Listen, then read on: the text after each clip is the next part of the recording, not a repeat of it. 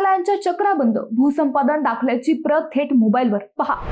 लोकाभिमुख, पारदर्शक व गतिमान प्रशासन या संकल्पनेला मूर्तरूप देत अहिल्यानगर जिल्हाधिकारी कार्यालयाच्या भूसंपादन शाखेत दाखला देण्याची प्रक्रिया आता पूर्णपणे संगणकीकृत करण्यात आली आहे। सुरू झालेल्या या डिजिटल प्रणालीमुळे नागरिकांना दाखल्याची प्रत थेट त्यांच्या मोबाईलवर व्हॉट्सअपद्वारे मिळणार आहे। अर्जदाराकडून दाखला अर्ज प्राप्त झाल्यानंतर त्याची नोंद संगणक प्रणालीमध्ये ई-ऑफिसद्वारे करण्यात येईल।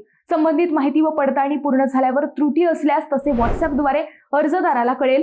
त्रुटी नसल्यास दाखल्याची डिजिटल प्रत तयार होईल।